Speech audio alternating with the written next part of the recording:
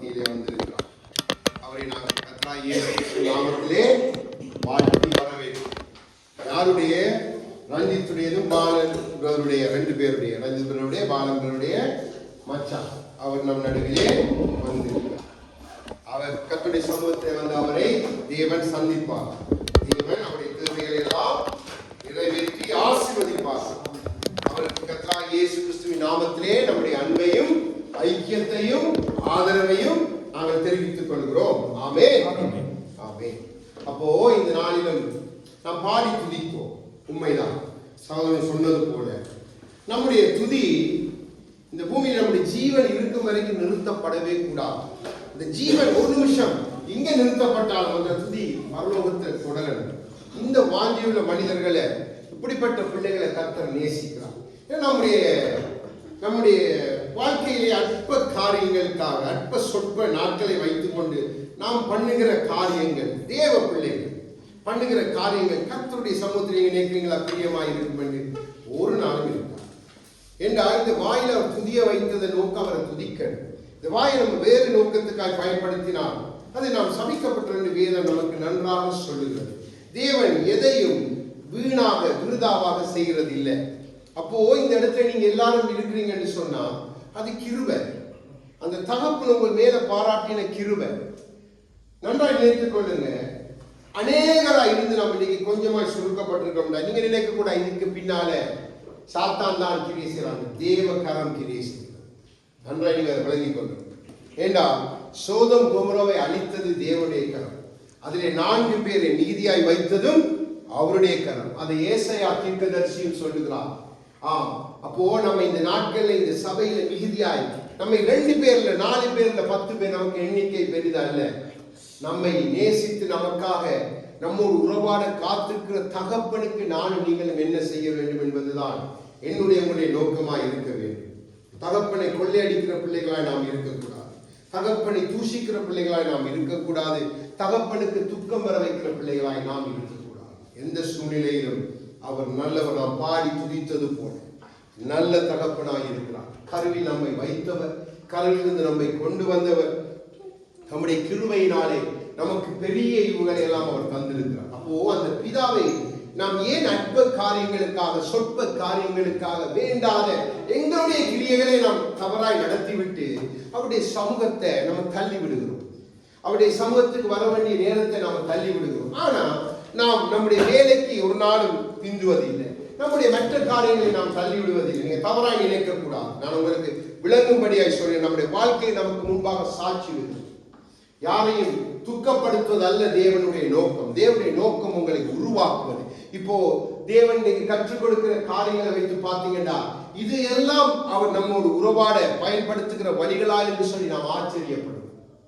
நாம் நினைக்கிற வழிகள் வித்தியாசம். நாம் நினைக்கிறோம் எந்த நேரமும் அப்பா தடாவி தடாவி தடாவி நமக்கு பாலை கொடுத்து தான் நம்மிலே அன்பு காட்டுவார்கள். தவறான ஒரு பார்வைக்குள்ளே கிறிஸ்தவத்தை சத்துருவானவர் நம்முடைய மாமிசம் கொண்டு வந்து விட்டார்.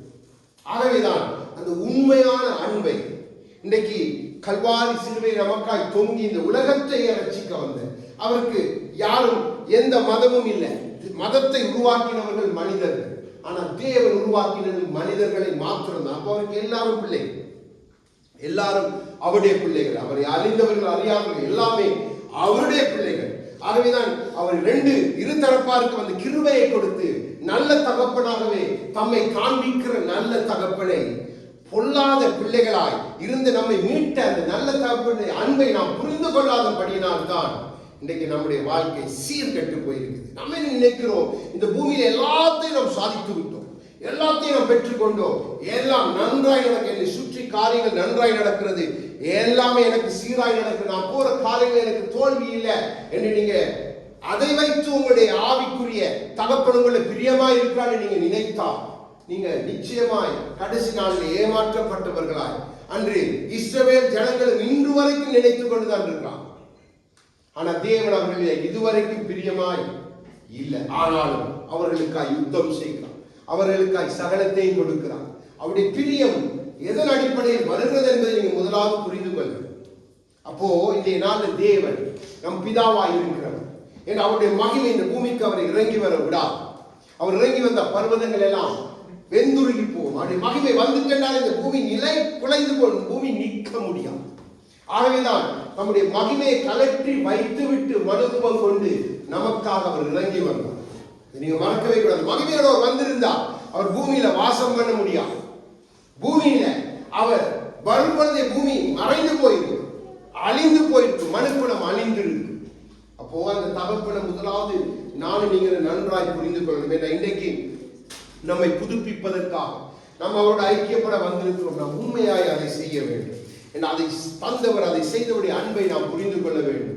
ஆகவே இன்றைய நாளில் நம்முடைய வார்த்தைக்காக யோவான் 16வது அதிகாரம் 152வது பக்கம், புதிய ஏற்பாடு. அங்கிருந்து நாம் தேவன் நம்மோடு எப்படி உறவாடுகிறார், எந்தெந்த வழிகளில் உறவாடுகிறார், எப்படியெல்லாம் நம்மில் அன்பு கூறுகிறார், எப்படி என்று நாம் இந்த நாளில் கற்றுக்கொண்டால் நமக்கு நலமாயிருக்கும். இந்த தேவன் நல்லவராகவே இருக்கிறார். ஆகவே யோவான் 16வது அதிகாரம் 27வது வசனத்தை வாசிங்க. நீங்கள் என்னை சிநேகித்து நான் தேவனிடத்திலிருந்து புறப்பட்டு வந்தேன் என்று விசுவாசிக்கிறபடியினால் பிதா தாமே உங்களை சிநேகிக்கிறார். ஆமென், ஆமென். தேவன் நம்மை விசுவாசிங்கள் விசுவாசிங்கள் என்று சொல்லுகிறார் என்று சொன்னால் அந்த விசுவாசத்துக்கு பின்னால் ஒரு பெரிய ரகசியம் இருக்கிறது. ஏண்டா நீங்க விசுவாசிக்கும் பொழுது, குமாரனை விசுவாசிக்கும் பொழுது என்றா, குமாரன் என்று பூமியிலே வந்து அவர் பிதாவிடத்தில் அமர்ந்திருக்கிறார். அப்ப அவருடைய வார்த்தையை நீங்க விசுவாசிக்கும் பொழுது, அந்த வார்த்தையின் மேல் நீங்க அன்பு கோரும் பொழுது பிதா உங்களை சிநேகிக்கிறார். அந்த விசுவாசம் பிதாவோடு உங்களை இணைக்கிறது. பிதா நீங்க அவர் மேல வைக்கிற அந்த விசுவாசத்தினூடாக அவர் உங்களை சிநேகிக்கிறார். அது அவர் மேல நீங்க காண்பிக்கிற சிநேகம், அது பிதாவை உங்களிடத்திலே இறங்கி வர பண்ணுகிறது. எப்படி அவருடைய ஆவியாய், அவருடைய வார்த்தையாய் அது இறங்கி, அதான் சொல்ற அவரை சொல்ற நானும் பிதாவும் உங்களில் வாசம் பண்ணுவோம். எப்படி அது நடக்கிறது? அது ஆவியினாலும் அவருடைய வார்த்தையினாலும் ஆகிற காரியம். அதான் சொல்லி அவருடைய அன்பு, அவர் எப்படி எந்த வழியெல்லாம் நம்மை அவர் தேடி வருகிறார் என்பதை நாம் புரிந்து கொள்ள வேண்டும். ஆகவே அப்படி புரிந்து கொண்ட ஒரு மனிதன் கடைசி வரைக்கும் வார்த்தைக்கு விரோதமாய் வாயை திறக்கவே மாட்டான்.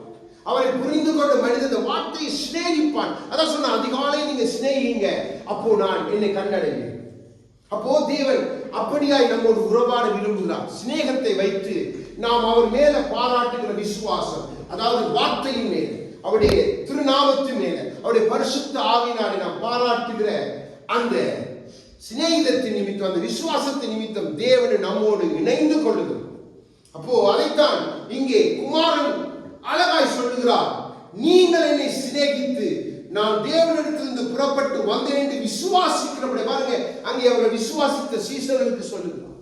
அப்போ நீங்க அந்த விசுவாசத்தோடு நீங்க வந்திருந்தா, அந்த விசுவாசத்தோட வாழ்க்கையை நீங்க வைத்திருந்தா, பிதா உங்களை சிநேகிக்கிறார் நீங்க அறிந்திருந்தா, நீங்களும் அவரை சிநேகிப்பீர்கள், நீங்கள் அவர் மேல விசுவாசமா இருப்பீங்க. அப்போ நம்முடைய வாழ்க்கையில தேவன் நம்மோடு உறவாட வேண்டும் என்ற விருப்பம் எல்லாருக்கும் உண்டு. எந்த பிள்ளைக்கு அப்பாவை பார்க்க கூடாது என்ற நோக்கம் இருக்கும்? எல்லா பிள்ளைகளுக்கும் தகப்பனை பார்க்கணும், தகப்பன் பேசணும், தகப்பன் உறவாடணும். அந்த பிள்ளை நல்ல பிள்ளையோ கெட்ட பிள்ளைனாலும் தகப்பனுடைய அன்பு அது மாறா.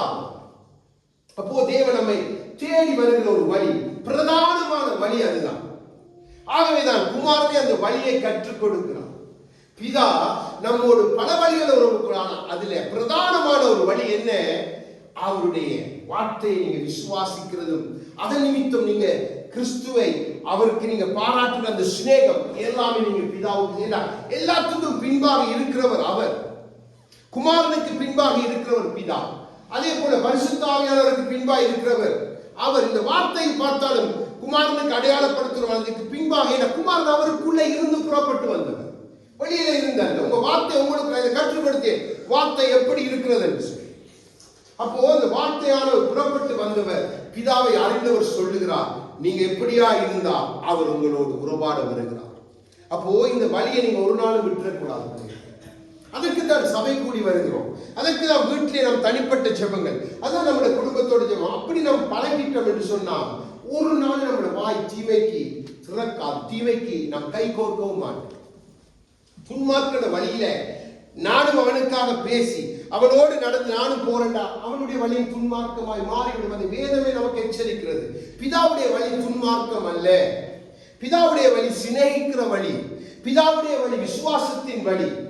இந்த வழியில நீங்க இல்லாம வேறு எந்த காரியத்தை செய்தாலும் அவர் நம்மோடு உறவாட முடியாது.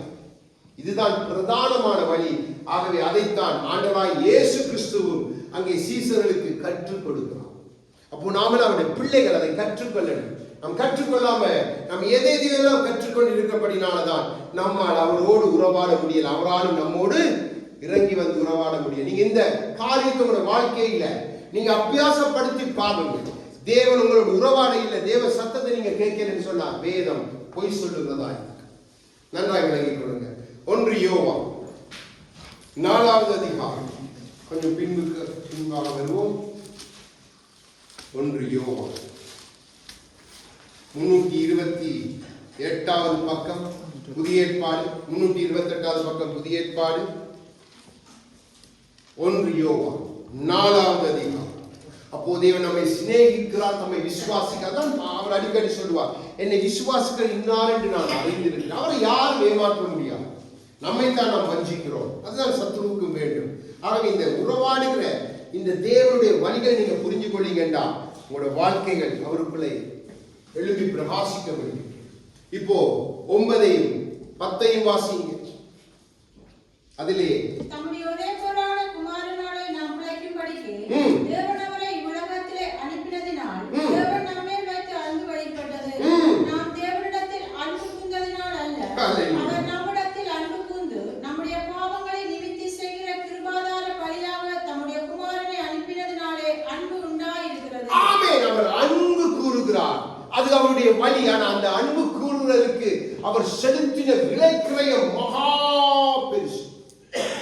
என்னாலும் உங்களாலும் செலுத்த முடியாத ஒரு விலையேறப்பட்ட விலைக்கிரயத்தை அவர் செலுத்தி நம்மோடு அற்பமான மனிதர்களோடு அவர் உறவாட விரும்புகிறார். ஆகவேதான் அவர் தம்முடைய குமாரன் வார்த்தையை அனுப்புகிறார். ஆகவேதான் அங்கே குமாரன் அதை அறிந்தவராக அதை கற்றுக் கொடுக்கிறார். அப்போ எல்லாத்துக்குமே ஆதாரம் அதுதான். விசுவாசித்து அவரை சிநேகிக்கிறவர்கள் மேல் அப்படியாய் அவர் அன்பு கூறுகிறார். அப்பொழுது அந்த அன்பு சரியாய் உங்கள் வாழ்க்கையில இணைந்து இருக்கும். அந்த அன்பு உங்களோட வாழ்க்கையில கொடுக்கப்பட்ட ஆயிற்று. அந்த அன்பை பெற்றுக்கொண்டுதான் நான் நீங்களும் வந்திருக்கிறோம். ஆனா அந்த அன்பை நாம சரியாக அறிந்து கொள்வோம் என்று சொன்னால் நம்முடைய உறவு ஒரு நாளும் விரிசல்படாது. இப்படிப்பட்ட கிரியைகளும் வேண்டாத அருவருப்புகளும் இன்னைக்கு சபைகளுக்குள்ளே நடக்காது. இன்னைக்கு காலையில ஒரு சபையில ஒரு போதகர் அந்த இன்னைக்கு பந்தி ஆராதனை கொடுப்பதற்கு முன்பாக அந்த அப்பத்தை கையிலே வைத்துக் கொண்டு திடீரென்று அதை போட்டு பார்த்தேன்.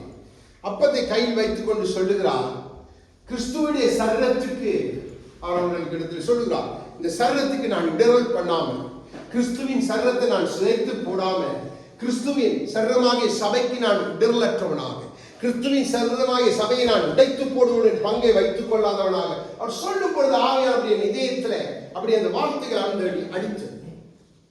அப்ப நான் யோசித்தேன், அப்போ நம் சரீரமாகி அப்பம் என்று சொல்லுகிறோம். அவருடைய சரீரத்துக்குள்ளான எல்லா குணப்படியும் நாம் செய்கிறோம், சரீரத்துக்குள்ள செய்கிறோம். அதுதான் நம்மை கடைசி நாளில் மகா பயங்கரமாய் நியாயம் தீர்க்க போகிறது.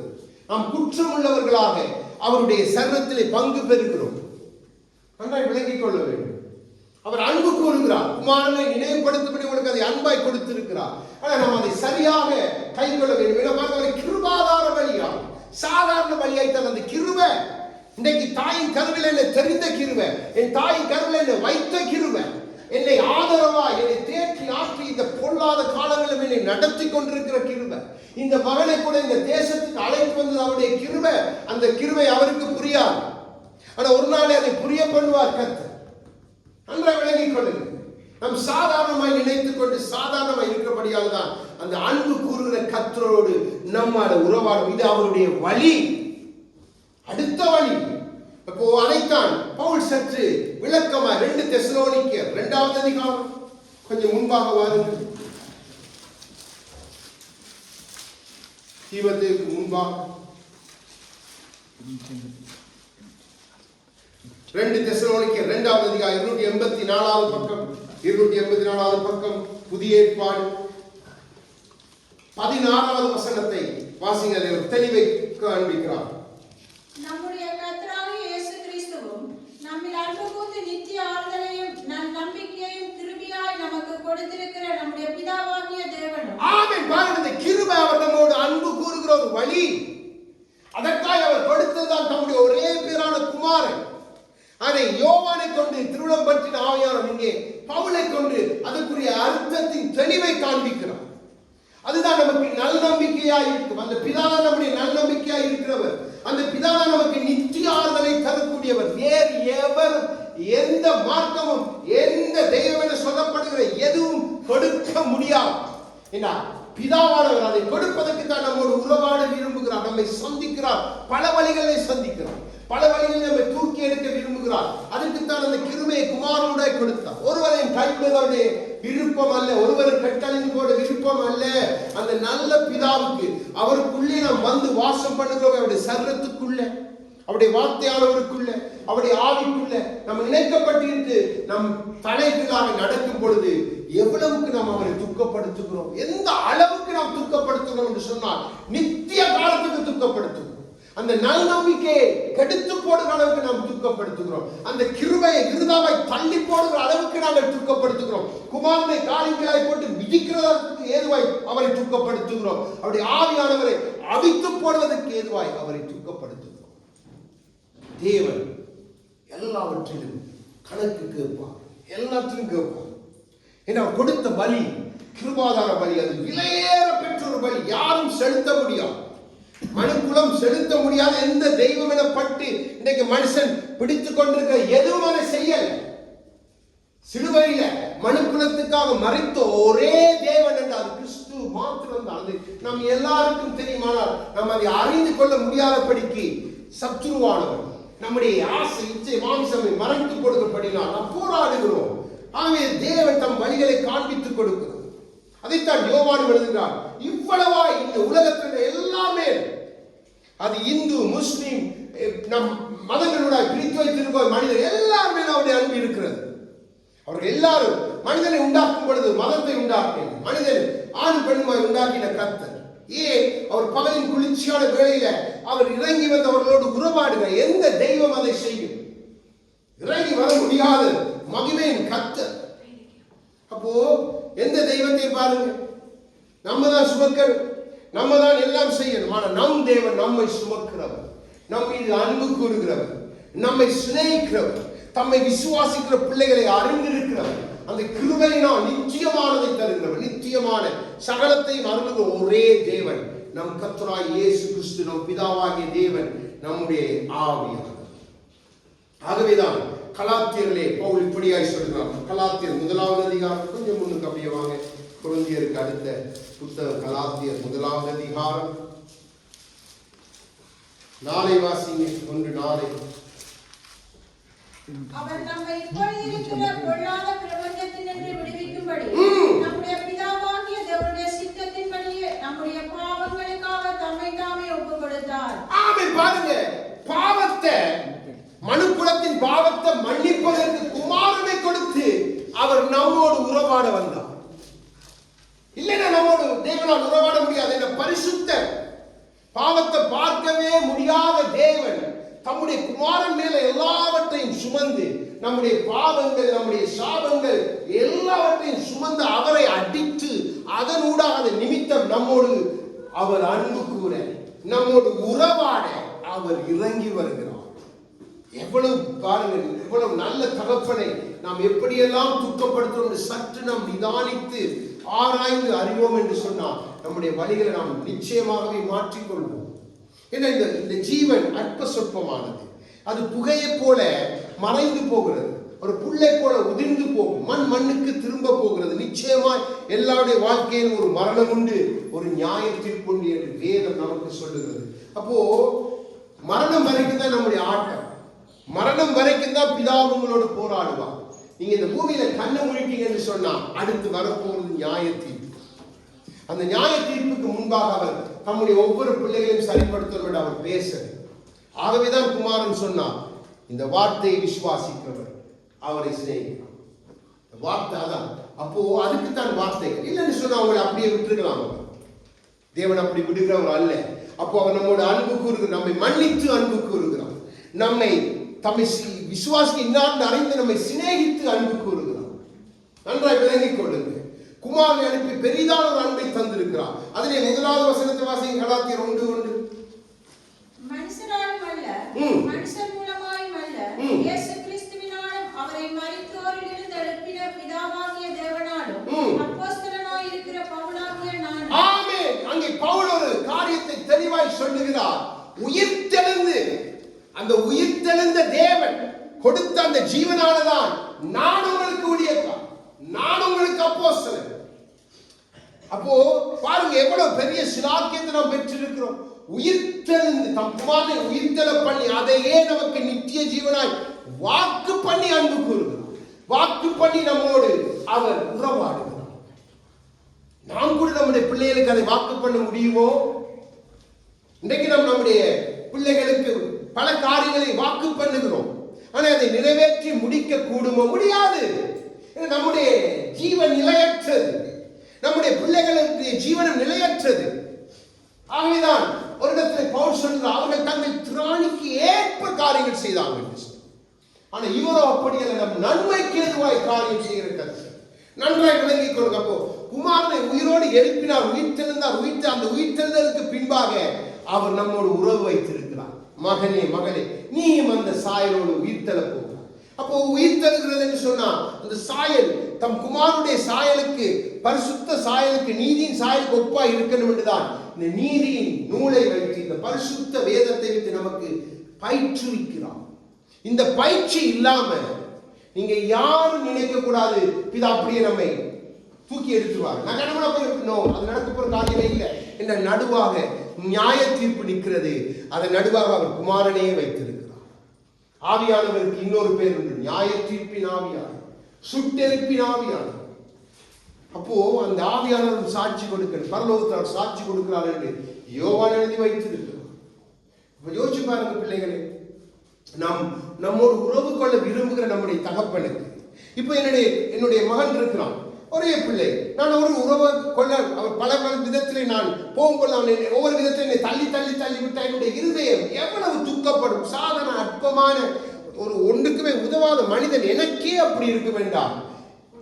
இவ்வளவு திரளான காரியங்களை செய்து உங்களை அன்பு கூறுகிற பிதாவுக்கு எப்படி இருக்கும்? சற்று யோசிச்சு பார்க்கணும். ஏன்னா இதை இன்றைக்கு அநேக தேவ பிள்ளைகள் மறந்து தங்கள் சுயநலத்தின் நிமித்தம் தங்கள் தகப்பன்மாரை தள்ளிவிட்ட அந்த பரிசேர் சௌசியருக்கு ஆண்டவர் சொல்லுகிறார். அப்படி இருக்கிறான். அதை ஆண்டவரை அருவருத்து சொல்ல உன்னுடைய தீபம் காரில் அணைந்து போகும். அப்போ ஆவிக்குரிய ரீதியில உங்களுக்கு ஒரு முன்னோடியாக ஒரு தகப்பன் ஸ்தானத்திலோ ஒரு தாய் ஸ்தானத்திலோ ஒரு சகோதரனாய் சிநேகிதனாய் ஒரு மனிதனை வைத்திருந்தா நீங்க அவனை எல்லாம் நீங்க போட்டு காரியங்களை எதிராக செய்யும் பொழுது தேவ வார்த்தையின்படி நீங்க தேவனை பகைக்கிறவர்களாகவும் தேவனை அவிசுவாசிகளாக மாறி விடுறீங்க. நன்றாய் விளங்கிக் கொள்ள இந்த தெளிவை பிசாசு கொடுக்க விடுறதே இல்லை. கண்ணை கூடாக்கி எல்லாத்தையும் மாறாய் பார்க்க வேண்டும். அன்றைக்கு இயேசு கிறிஸ்து அப்படித்தான் பிதாவினுடைய அந்த அன்பை அந்த ஜீவனை எல்லாம் தாங்கி வந்து அவரை எல்லாரும் எதிர்த்தாங்க. அவரை ஏற்றுக்கொண்டது வெகு சிலர். நானும் நீங்கள் அப்படி இருக்க நமக்கு பல விதத்தில் தேவன் தம்மை வெளிப்படுத்தி திருவிழம் பற்றி பேசி அன்பு கூர்ந்து நம்ம இந்த சபையிலே கொண்டு நிறுத்தி வைத்திருக்கார். நாளைக்கு இந்த சபை இல்லாட்டிலும் நீங்க உங்களுடைய வாழ்க்கை நிமித்த இன்னொரு தேசத்துக்கு புறப்பட்டு அங்கும் உங்களுக்கு ஒரு சபை தான் தேவை, ஒரு ஐக்கியம் தேவை. நீங்க தனிய வீட்டில இருந்தாலும் ஒண்ணு சாதிக்க போறது இல்லை. நான் உங்களுக்கு இந்த இடத்துல இருந்து சொல்லுறேன்,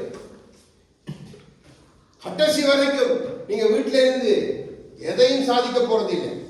அப்படி சாதிக்கண்டா அது நம் பக்திக்குரிய அந்த தேவனுடைய சித்தத்துக்குரிய ஒரு பிள்ளையா இருந்தா தான் என் குடும்பத்தை நான் காப்பாற்ற முடியும். நன்றாக விளங்கிக் கொள்ளுங்க பிள்ளைகள், எவ்வளவு புல்லாத வழிகளுக்குள்ளே நாம் நிற்கிறோம். நம் தேவனுடைய உறவை நாம் முறித்துக் கொண்டு அவரும் பார்த்து கொண்டிருக்கார். அவருக்கு அருகிலிருந்து நாம் எல்லாத்தையும் நடப்பிக்கிறோம். காயின் சகோதரனை பகைத்த பொழுது அவர் நடப்பித்த கிரியை தேவன் கண்டார். நன்றாக விளங்கி, தேவனுக்கு மறைவானது எதுவுமே இல்லை.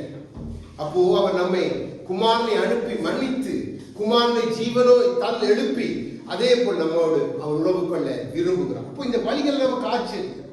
நாம நினைக்கிறோம் வேறு விதத்தில். இப்ப ஜீவனுக்கான வழி அது இடுக்க வேண்டாம், நமக்கு பல காரியங்களுக்குள்ள பிரவேசிக்கணும். அப்படித்தான் குமாரனை நடத்தினார். அப்ப அதான் வழி.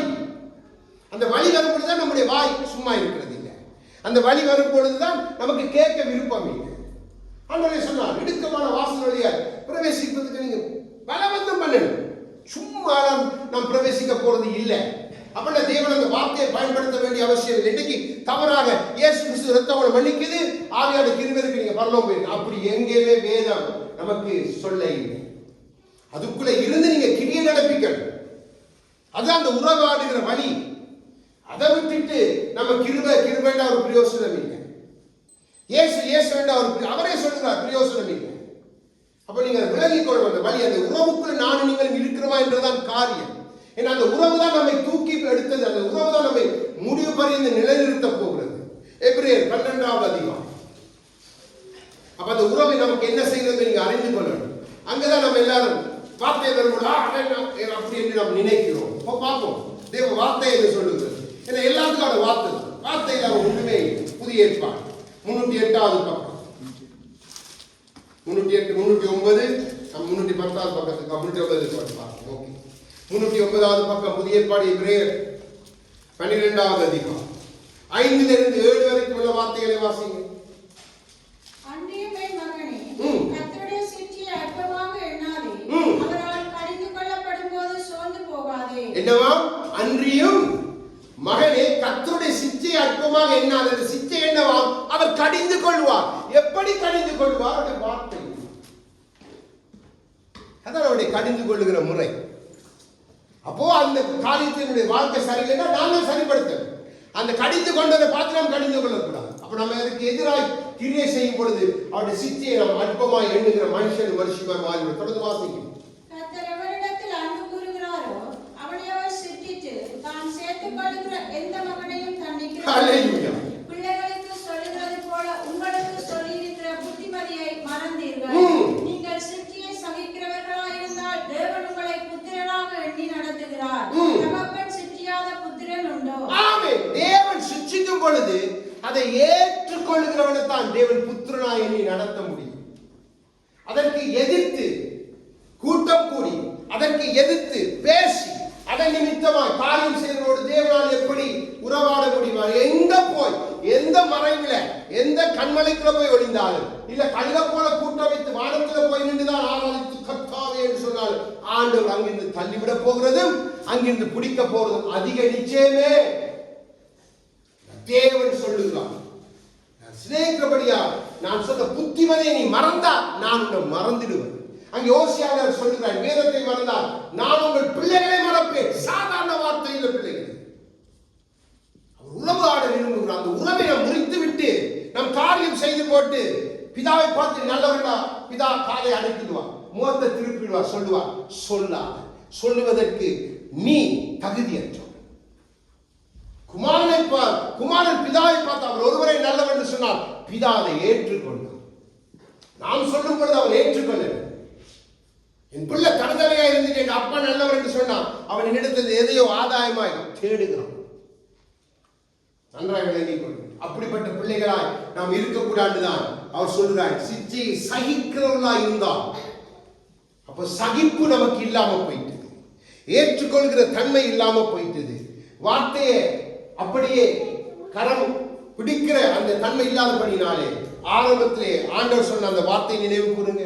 நாம் அவரை சிநேகிக்க இல்லை, அவரை நாம் விசுவாசிக்கவும்.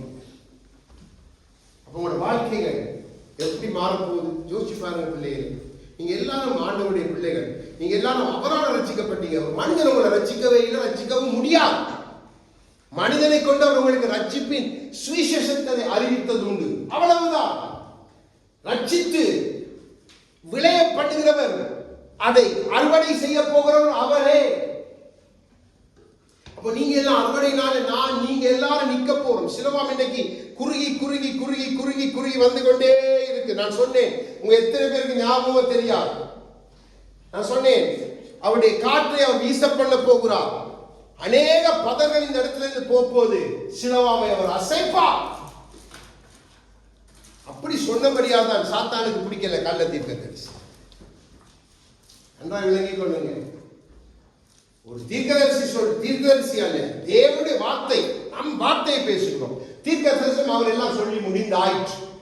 அப்போ நமக்கு தனிப்பட்ட தீர்க்கதரிசி அதெல்லாம் நமக்கு தேவை. அது வரம், அதை அவர் கொடுத்தால் அதை நிமித்தம் பேசுகிறோம், அவ்வளவுதான். மனதின் நிகழ்ச்சி நாங்கள் சொல்றது இல்லை. அது பிதா சொன்னால் அது தேவன் வெளிப்படுத்தின மாத்திரம். அப்போ இந்த சொன்ன காரியம் இன்றைக்கு நடந்திருக்கா இல்லையா?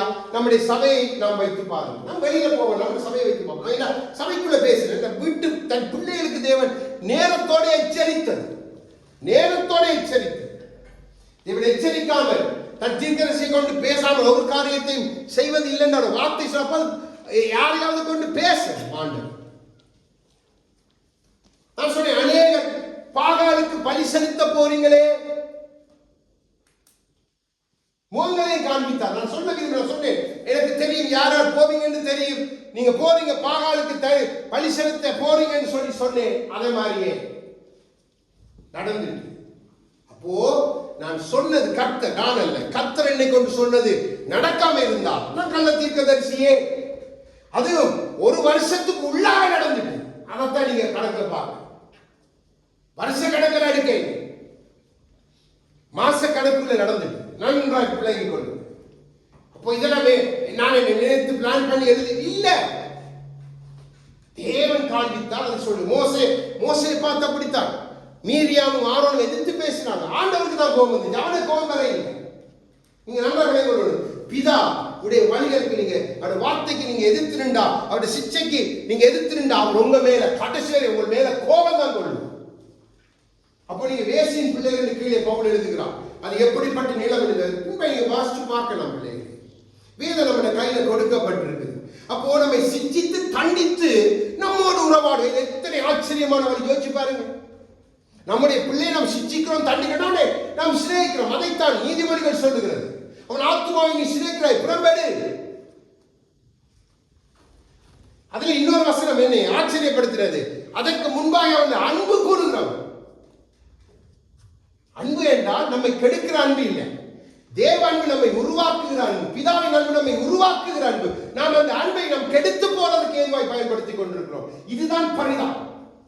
நாம் அதிக செல்லம் கொடுத்து பிள்ளைகளை கெடுக்கிறது போல அந்த பிள்ளைக்கு நாம் கொடுக்கிற அன்பை சில நேரம் பிள்ளை புரிந்து கொள்ளாமல் அது வேறு விதத்துக்கு அந்த அன்பை எடுத்துக்கொள்ளும். அதைத்தான் உங்களுக்கு முன்பாய் சொன்னேன். அப்பா நல்லவர் என்று சொன்னா பிள்ளையும் அந்த வழியில் நடக்கணும்.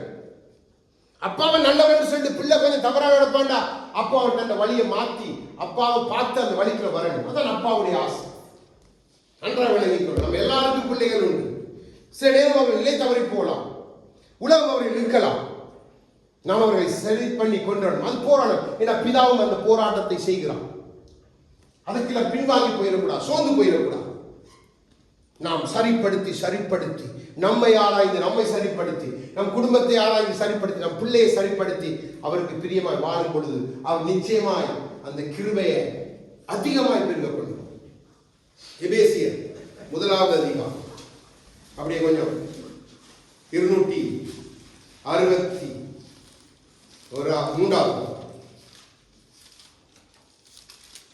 அப்போ நம்மை சிச்சித்து கண்டித்து தேவன் நம்மோடு உறவாட விரும்புகிறார். அந்த உறவுக்கு நம்ம நடக்கிறது கஷ்டப்பட்டு தான் பிடுங்கி கொண்டு ஓடும். அதுதான் மேலான வழி, அதுதான் உண்மையான வழி. தண்டிக்கப்பட முடியாதவரே அவர் தண்டிக்கிறார் நம் நிமித்தம். எவ்வளவு நல்ல தகவல் யோசிச்சு பாருங்க. எபேசியர் 1 வசனம் 1 அதிகாரம் 3 வசனம். நம்முடைய கர்த்தராகிய இயேசு கிறிஸ்துவின் பிதாவாகிய தேவனுக்கு ஸ்தோத்திரம். ஹல்லேலூயா. அவர் கிறிஸ்துவுக்குள் உன்னதங்களிலே ஆவிக்குரிய சகல ஆசீர்வாதத்தினாலே நம்மை ஆசீர்வதித்திருக்கிறார். முதலாவது அவர் தம்முடைய குமாரனுக்குள்ளே நம்மை அழைத்து அந்த குமாரனுக்குள்ளாய் உன்னதத்துல, பூமியில உன்னதத்துல இருக்கிற ஆவிக்குரிய நம்முடைய கண்கள் காணாததும் நம்முடைய செவிகள் கேள்விப்படாததும் நமக்கு தோன்றாதமான காரியங்களினால் நம்மை ஆசீர்வதித்து நம்மோடு உறவாடுகிறார். நம்மோடு அவர் அந்த வழியிலே உறவாடி வருகிறார். யோசிச்சு பாருங்க. நம்முடைய இதே எவ்வளவு அவருக்காக ஏங்கணும். இந்த வார்த்தைகள் சாதாரண வார்த்தை, இதை பார்க்கும்போது கண்ணிலிருந்து கண்ணீர் வரணும். இந்த வார்த்தையை நம்முடைய இதயத்தை உடைக்கணும்.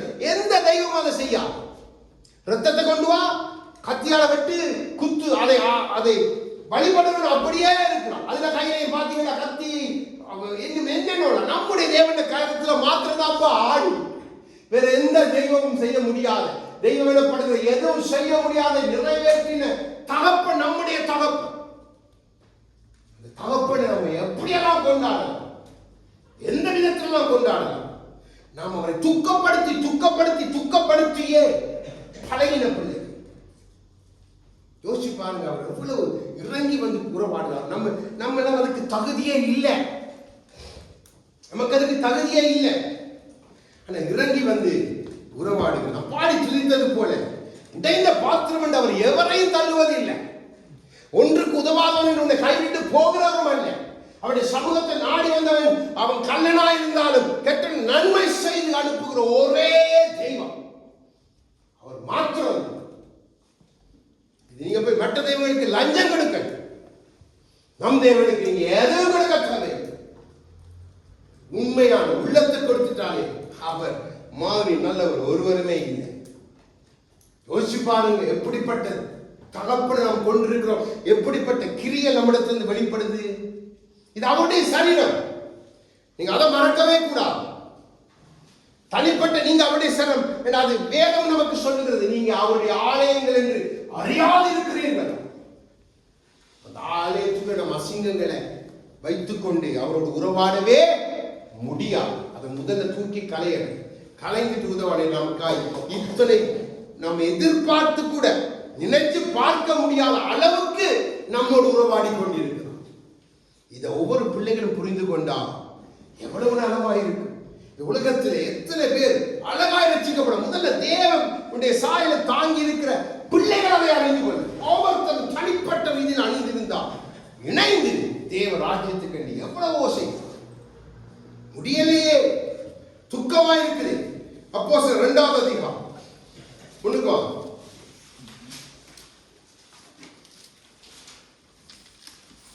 உன்னதத்தில் ஆசீர்வதித்தார். இப்பொழுது 2ஆவது அதிகாரத்தில் ஒரு காரியத்தை எழுதி வைக்கிறார். 163வது பக்கம், புதிய ஏற்பாடு 33வது வசனத்தை வாசிங்க. அப்போஸ்தலர் 2:33. அவர் தேவனுடைய வலது கரத்தினால உயர்த்தப்பட்டு பிதாவுடைய வாக்குத்தத்தத்தின்படி பரிசுத்த ஆவியை பெற்று நீங்கள் இப்பொழுது காண்கிறதும் கேட்கிறதுமாகிய இதை பொழிந்தருளினார். ஆமென். பாருங்க, அவருடைய ஆவி உன்னதத்திலே ஆசீர்வதித்தார் குமாரனுக்குள்ள.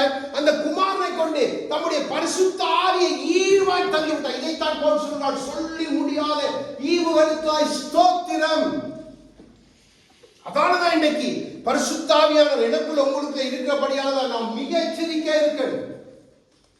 அது பிதா நம்மில் வாசம் பண்ணி நம்மோடு உறவாடி கொண்டிருக்கிறார், நமக்கு ஆலோசனை சொல்லிக் கொண்டிருக்கிறார், நம்மை நல்வழிப்படுத்த போராடி கொண்டிருக்கிறார், நமக்காக வைராக்கிய வாஞ்சியோடு இருக்கிறார். ஆசீர்வதித்தவர் அதை கொடுக்கணுமே.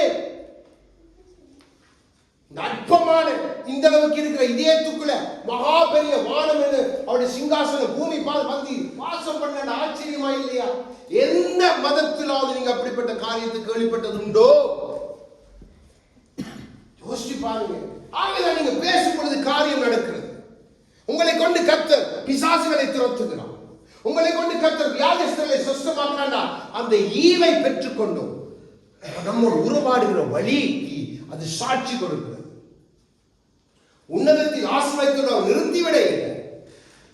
பாருங்க, எப்படிப்பட்ட நல்ல தகப்பனை நாம் துக்கப்படுத்தியே நாம் நினைக்கிறோம் கடைசியில பரவத்துக்கு போயிடலாம். நடக்கா. ஆண்டவரே, உங்களோட அன்பு இருக்கு, கைப்பிடித்தவர் கைவிட மாட்டீங்க. இதெல்லாம் உங்களை ஏமாற்றுகிற காரணம். ஏண்டா அவர் விட மாட்டார், நீ விட்டுட்டு போகிற பிள்ளை. நன்றாக விளங்கிக் கொள்ளுங்க. அவர் நல்லவர். அவர் ஒரு நாளும் பிடித்திருக்கிற சுதந்திரத்தை தலையிடாத தகப்பன். அப்படின்னு சொன்ன அவர் ஆதியிலிருந்தே ஆதாமிலிருந்து அவர் தலையிட்டு காரியங்களை செய்திருக்கிறார். ஆதாம் அவர் கரம் பிடிக்கலையோ, அவருடைய கரமதை அவனை உருவாக்கவில்லையோ, அவருடைய நாசின் சுவாசம் அவனுக்கு கொடுக்கப்படவில்லையோ. தேவனை நம் பார்க்கிற வழிகள் பிழை.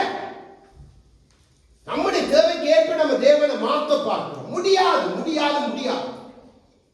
கடைசி வரை நடக்க போறது இல்லை. அது யாராயிருந்தால், எப்படிப்பட்ட ஊழியக்காரனா இருந்தாலும், எப்படிப்பட்ட தேவ பிள்ளையா இருந்தாலும், எப்படிப்பட்ட இரவு பகல் ஜெபிக்கிறவா இருக்கலாம், இரவு பகல் துதி எல்லாம் அவர் அசைக்கார்.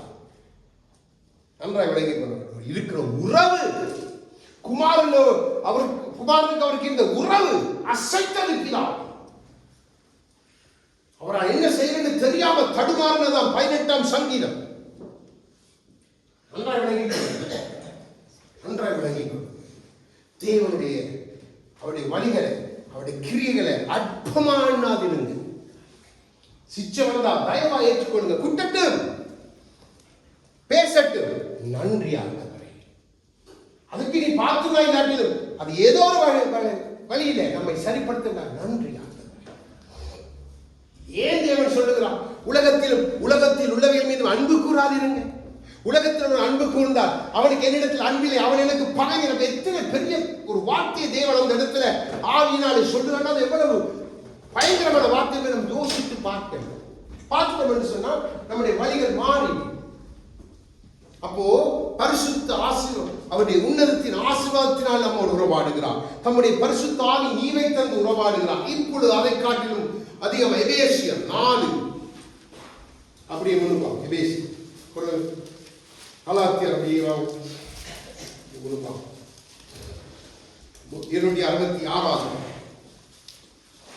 புதிய ஏற்பாடு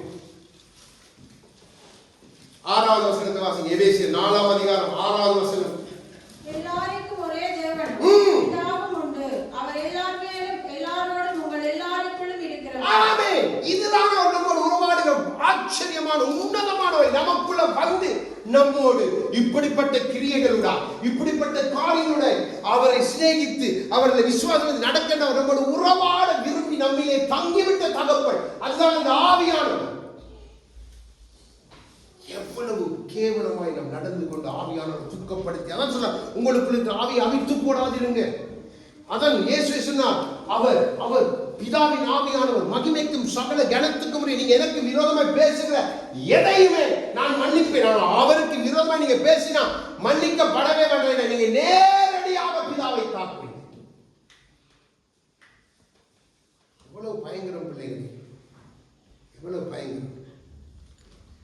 ஏன் அவரை சொல்லுகிறார், ஏன் நீங்க தீமையை சகித்துக் கொள்வது இல்லை? தீமைக்கு தீமை தானே செய்கிறீங்க. அப்போ தேவனுடைய நோக்கம், உனக்கு எதிராக தீமை வந்தா சகித்துக்கொள். அவருடைய வார்த்தை தீமை அல்லவே. வார்த்தைக்கு விரோதமாக தான் இத்தனை காரியம். அப்ப பிதாவை நம்ம எப்படி சிநேகிக்கிறோம், எப்படி அவரை விசுவாசிக்கிறோம் என்று சொல்ல முடியும் பிள்ளைகளை.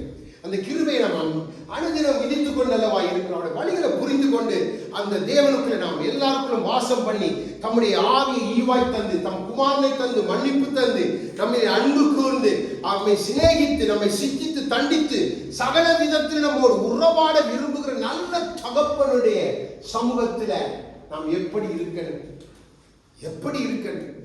அவிதம் பிலிப்பியர் பார்த்து 2 வசனங்களை பார்த்து நான் முடிக்க போறேன். என்ன பந்தியாவது இருக்கிறபடினா 273 கொஞ்சம் முன்னுக்கு 74 பிலிப்பியர் 20:4 பிலிப்பியர் 4ஆம் அதிகாரம் 20வது வசனத்தை வாசிங்க. நம்முடைய பிதாவாகிய தேவனானவருக்கு என்றென்றைக்கும் மகிமை உண்டாவதாக. ஆமென். அவர் ஒருவருக்கு தான்ப்பா மகிமை. நீங்க செய்யறதெல்லாம் அவருக்கு மகிமையை கொண்டவன். அவர் உங்களுடைய கிரியையால் நீங்க ஸ்தோத்தரித்து அதான பாடும்போது என் இதயம் கம்பீரித்து மகிழும் என்றா, அப்போ நீங்க மகிமைப்படுத்துறீங்க. உங்கள் ஆவி ஆத்தும சரீரம். அதான் இன்னொரு சங்கீதக்காரர் ஆண்டவரே நீ மீட்டுக் கொண்டேன், இதயம் என் ஆவி என் ஆத்துமா உண்மையிலே களிமூறுகிறது. அப்போ அவர் ஒருவருக்கு மகிமை செலுத்துற பிள்ளை நீங்க எப்படி நீங்க சொல்லி நான் கர்த்தரை கனப்படுத்துவேன், அவரை மகிமைப்படுத்துன்னு சொல்ல முடியாது. இப்ப இதுக்கு எதிர்மாறான எந்த கிரியை இருந்தாலும் தேவன் நம்மோடு உறவாடவே முடியாது. தேவன் உறவுல நானே நீங்கள் தகப்பன் உறவுல இல்லாம எப்படி தகப்பன் வீட்டுக்கு நம்ம போறது, தகப்பனோட எப்படி வாசம் பண்ணுவது, இது நம்முடைய தனிப்பட்ட வாழ்க்கையை வைத்துதான் தேவன் இதை நிர்ணயிக்கிறான். மற்றொரு மத்தியை நாம் பரிசேர் சல்சேர மாதிரி பலி செலுத்திட்டு போயிட்டே இருக்கிறோம். அதெல்லாம் தேவன் பிரியப்படுறதே இல்லை. பாருங்க, வெளிப்படுத்துகிறது அதை பார்த்து முடிக்க போறோம். கடைசியா இன்னும் 7வது அதிகாரம் 340வது பார்த்து முடிக்க போறோம். பாருங்க, வெளி பரலோகத்தை குறித்து நமக்கு பிரத்யட்சமாய் காண்பிக்கிறது. அங்கே நடக்கிற சம்பவம் தான் இந்த பூமியில நானே நீங்கள் செய்ய புதிய சொல் நம்ம ஏற்படுத்தினார். 12வது வசனத்தை வாசிங்க. தேவனுக்கு துதியும் மகிமையும் ஞானமும் ஸ்தோத்திரமும் கனமும் வல்லமையும் பெலனும் சதா காலங்களிலும் உண்டாவதாக. ஆமென் என்றார். ஆமென். அவர்தான். ஆமென். ஆமென். முடிவும் ஆரம்பமும் அவரே.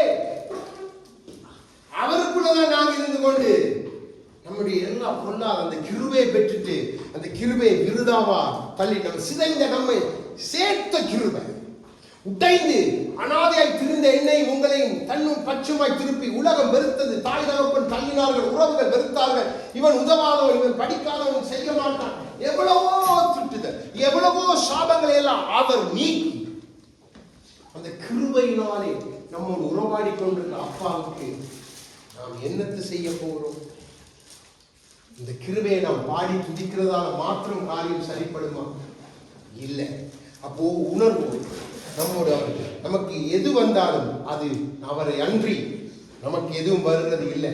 அன்றியும் அவருடைய தீர்மானம். அப்போ எது என்னுடைய வாழ்க்கையில் அவருக்குள்ள இருக்கிற என்னுடைய வாழ்க்கையில் உங்களுடைய வாழ்க்கையில வந்தா அது பிதா தீர்மானம் பண்ணி வைத்து இந்த நாளை விட நான் டெஸ்ட் பண்ணுவேன், இந்த நாளை விட நான் டெஸ்ட் பண்ணுவேன். எப்படி டெஸ்ட் பண்ண முடியும் என்றா யோசிச்சு பாருங்க. ஏசப்பாவை சீசர்களை வைத்து டெஸ்ட் பண்ணுங்க. ஒருத்தன் மறுதளித்தான், ஒருத்தன் காட்டி கொடுத்தான், ஒருத்தன் சந்தேகப்பட்டான், ஒருத்தன் விட்டுட்டு ஓடினான், ஒருத்தன் சொன்னான் அழிப்போம் என்று சொல்லி அவரை எதிரான காரியத்துக்கு திருப்ப பார்க்கிறாங்க. பல காரியங்கள், ஆனால் எல்லாத்தையும் அவர் சகித்து அதனால் அவருக்கு வந்த சோதனை. அப்படித்தான் எனக்கும் உங்களுக்கு. அப்ப அதை நீங்க பிதா இதை அனுமதித்தோண்டா நம் வாய் பேசாததை ஏற்றுக்கொள்வது நலமாயிருக்கும். அதுல வெற்றி நமக்கு தான், தோல்வி ஒரு நாளும் வரா. இந்த வருடத்தின் ஆரம்பத்தில் நான் சொன்னேன், யூதாவை யுத்த களத்துல முன்னணியில நிறுத்த போகிறார். அடுத்த வசனம் ஆண்டு தந்த வசனம் நான் சேர்த்து காண்பித்தேன். அதை நான் எல்லாருக்கும் அனுப்பியும் இருக்கிறேன். அதாவது குதிரைகளான யுத்தத்துக்கு ஆயத்தப்படுத்துவேன், ஜெயம் என்னால. இன்னைக்கு 10 மாசம் கடந்து வந்துட்டேன். எத்தனை பேர் ஜெயம் எடுத்தீங்க? எத்தனை குதிரை ஜெயம் எடுத்து முன்னுக்கு போது, எத்தனை குதிரை அப்படியே படுத்துட்டுது, எத்தனை குதிரை அப்படியே யுத்த காலத்தோடு ஓடியே போயிட்டுது. யோசிச்சு பாருங்க. தேவன் ஒரு காரியத்தை சொல்லாம எதுவும் இந்த வருடத்தின் ஆரம்பத்தில் நான் உங்களுக்கு சொன்னேன், நமக்கு யுத்தம் இருக்கு, ஆனாலும் ஜெயம் கத்துறாங்க. அந்த செய்தி இருக்குது. எல்லாத்துக்கும் ஆதாரம் நீங்க யூடியூப்ல எடுத்து கேட்டு பார்க்கலாம். நான் போய் சொல்ல மாட்டேன். ஆண்டவர் சொன்னதான் உங்க மத்தியில சொன்னேன். அது 10 மாசமா நம்மளோட வாழ்க்கையில வச்சு நீங்க பாருங்க. யுத்த காலத்துல நின்றீங்களா, இல்லாட்டி வீட்டுல படுத்திருந்தீங்களா? யுத்தத்துல நிக்க வேண்டிய தாவீது யுத்தத்துக்கு போகாத நிமித்தம் பெரிதான ஒரு பாவம் வந்துச்சு. நன்றாக. அப்போ தேவன் நம்ம யுத்த காலத்துல நிப்பாட்ட நம்ம மேல அவர் வைத்திருக்க நம்பிக்கை அப்படி. யோபுவை நம்பி யுத்த காலத்துல வைக்கிறான், பேதுருவை நம்பி யுத்த காலத்துல வைக்கிறான். தோற்றாலும் திருப்பி அவனை அனுப்புறான், ஜெயம் எடுக்கிறான். அதே மாதிரி தான் பவுல் தோக்கவே இல்லை. அப்படித்தான் நம்மை நம்புகிறான். என் பிள்ளை யுத்த காலத்துல, ஆனா நானோட ஜெயிக்க பண்ணேன். நாம தோத்து போய் படுத்து எல்லாத்தையும் விட்டுட்டு எல்லாத்தையும் கெடுத்து போட்டு நிக்கிறவன். இன்னும் 2 மாசம் தான் இருக்கு இந்த ஆண்டு முடிகிறது. அப்ப இந்த 2 மாசத்தை நாம எப்படி கொண்டு போகிறோம்?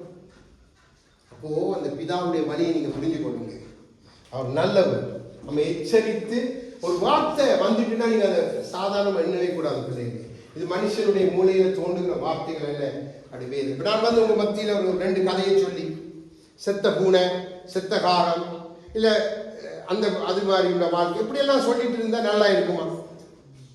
அது சும்மா உவமைகளா பேசுற வேண்டாத காரியம்.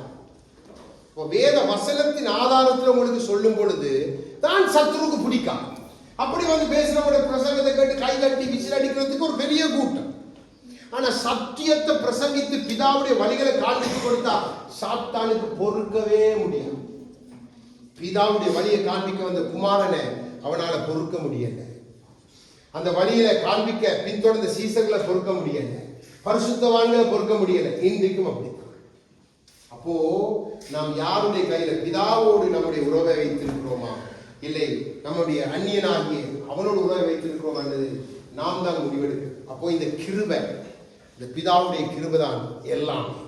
நம்முடைய வாழ்க்கையை மாற்றி நம்மை கருவில் வைத்து வெளியில கொண்டு வந்து நாம் பாடி துதித்தது போல கருவறையில் இருக்கும் பொழுதே என்னை வைத்து வெளியில கொண்டு வந்து, நமக்கு ஒரு பிள்ளை பிறந்து வெளியில வருதுன்றாலே அதுல தாயும் பிள்ளையும் காக்கப்படுதுன்றால் அவருடைய கிருபை. எத்தனை தாய்மார் மறைத்து போறாங்க, எத்தனை பிள்ளைகள் மறைத்து போகுது. ஆனா தேவன் ஒரு மனுஷனை கிருபை அப்படி கையில கொடுத்து அந்த பிள்ளையை கொண்டு பெரிய காரியங்கள் செய்வார். அப்படித்தான் என்னை உங்களை வெளியில கொண்டு வந்தார். நான் பிறந்தோன்னே என் அம்மா சொல்லுவார், நான் பிறந்த டைம் எனக்கு யூரின் போகையில ஒன்றுமே போய் டாக்டர் சொல்லிட்டாங்க, ஒரு நாள் தான் அவாஸ் இந்த பிள்ளை தப்பா. நம்ம இல்லையோ தெரியாது, என் அம்மா சொன்ன சாட்சி. அவன் அந்த டைம் போய், ஆனா அவைக்கு தெரிய நான் அழுது கதறி ஏதோ எல்லாம் செய்தான். ஆனா பாருங்க, தேவன் அந்த சாத்தான் அவையை பயங்காட்டுறாங்க. தேவன் என் மேல வைத்த அந்த கிருபை நிமித்தம் அவங்க ஒரு ஊசி அடிச்சுடும். இந்த ஊசிக்கு இந்த பிள்ளை தப்புதோ தெரியாது. தப்பினா சரி, இல்லைன்னா இந்த பிள்ளை முடிஞ்சுது. 24 மணி நேரத்துக்கு தான் உங்களுக்கு சொல்லலாம். ஆனால் அந்த 24 மணி நேரம் தாண்டி இன்றைக்கு இத்தனை வயசாகி உங்கள் மத்தியில் ஒரு ஊழியக்காரனை நிப்பாட்டியிருக்கிற கர்த்தருக்கு ஸ்தோத்திரம். தேவன் ஒரு மனிதனை நினைச்சிட்டான், ஒரு மனிதனை முக்குறிச்சிட்டான். அவனை எந்த சூழ்நிலையில் எப்படிப்பட்ட காரியத்தை தூக்கி எடுத்து போய்கொண்டே இருப்பான். ஆனால் அவனுக்கு எதிராக சூழ்ச்சி செய்கிற, அவனுக்கு எதிராக எழும்புறவர்களை தேவன் கணக்கில் கொண்டு வந்து நிறுத்தியே தீருவார். ஆகவே மிக கவனம். இந்த கிருபையை நான் பாடி துதிக்கிற இந்த நாளில் உண்மையாக பிதா நம்மோடு உறவாடணும் என்ற உணர்வோடு, அவரோடு நம்முடைய ஐக்கியத்தை வைத்துக் கொள்ள வேண்டும் என்ற உணர்வோடு நம்முடைய சமூகத்தில் எழுந்து பாடி துதித்து அவரை மகிழ்ச்சி கொண்டு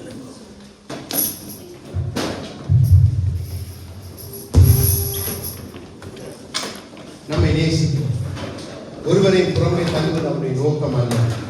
இந்த நாளிலே இந்த சமூகத்திலே நாம் மிஞ்சி இருக்கிறோம் என்று சொன்னால், இத்தனை காரியங்களுக்கு பின்பாகவும் இந்த சமூகத்திற்கு